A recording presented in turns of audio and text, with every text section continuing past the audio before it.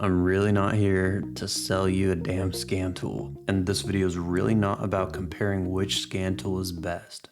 Instead, I'm going to give you one question that you need to ask yourself before you purchase any scan tool. Now, I'm really not a fan of having people wait till the end of my videos to get the answer, so here it is. The question you need to ask when purchasing a diagnostic scanner is whether or not it reads manufacturer codes or generic codes. That's really all you need. Now, I don't need to tell you that there's no shortage of online experts ready to sell you some useless crap. It often seems like the best scan tool these days gets released about every few weeks, with plenty of affiliate links to go with it. Now, I'd hate to admit this, but I've spent tens of thousands of dollars on scanner software throughout the years. So instead of getting into the nitty-gritty minutia of what does what, let me instead show you whether or not a scan tool you're looking at is right for you.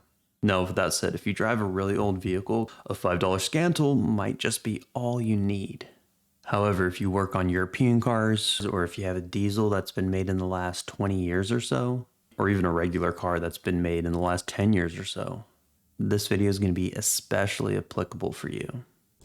Alright, if you're confused about scan tools and everyone's telling you in every direction this one's best and that one's best and this one works amazing over here, this is all you need to know. This is everything you need to know if you're new to scan tools here.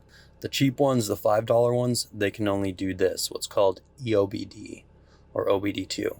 This is generally what gives you those sort of P codes. It's considered a generic way to connect to your vehicle. I'll show you what that looks like now.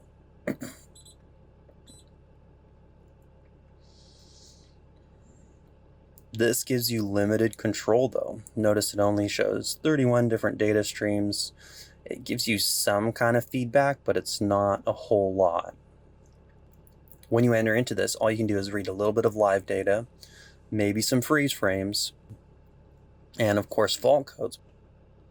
So again, this is all just very, very limited info.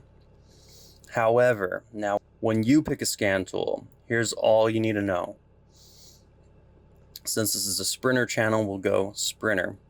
If your scan tool either has Sprinter here or Mercedes as an option to choose from. So when we hit automatically search now, it registers, okay, this is some kind of Mercedes vehicle. Asks you if the VIN's right. If it finds a VIN, it's probably right. Or automatically search. Finds the VIN, it's looking for a Sprinter. Mine's 2007, so I hit up to 2013. Is this the VIN? Is it a 906? Yes, it is. Here's where it walks you through it. Is it a diesel engine? Yes, it is. I have a 6-cylinder. I'm left-hand steering because I'm in the US. Now I can do a whole health report.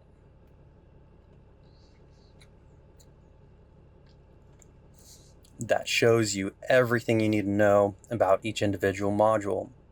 Now, so here's all you really need to know.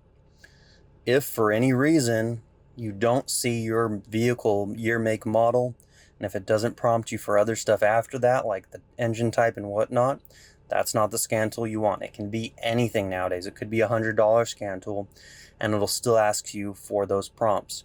So all you need to know, you don't need a fancy scan tool like this, but you also don't want the really cheap $5 generic ones. You want something that knows your vehicle's year, make, and model.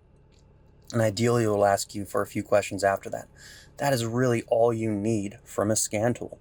So I hope that helps. That's all you need. You don't need anything else. You don't need the fanciest scan tools. Some people say this one's better, that one's better. Yes, there are differences. Now, I know without a doubt that there are going to be comments on this video pointing fingers and saying, hey, nincompoop.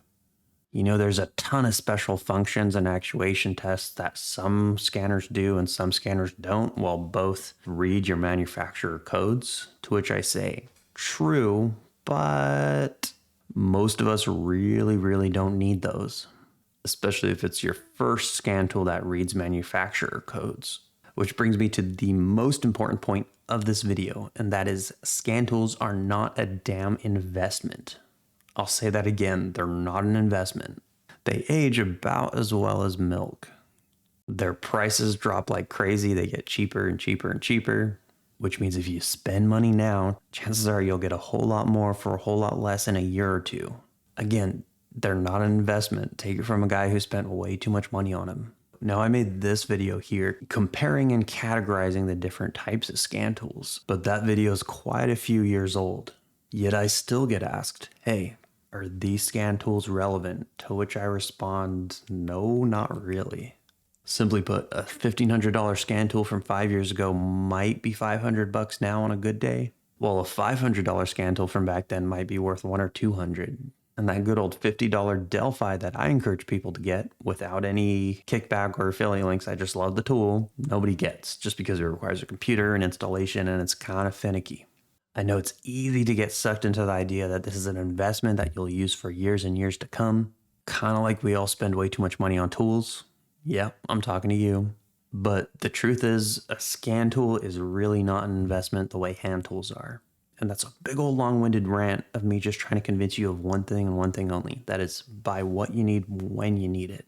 If you don't need a super fancy tool just yet, $300 tool will do just fine. In fact, if you're watching this video and you're only realizing that distinction now between manufacturer codes and generic codes, then you probably shouldn't be spending more than $300 or $400 on a tool, even for us guys who work on our Sprinter vans. As always, fix your own stuff. Here's a video that goes more into Sprinter specific scan tools, and here's a video where I talk about plug and play open ECUs that you can just plug right into your van.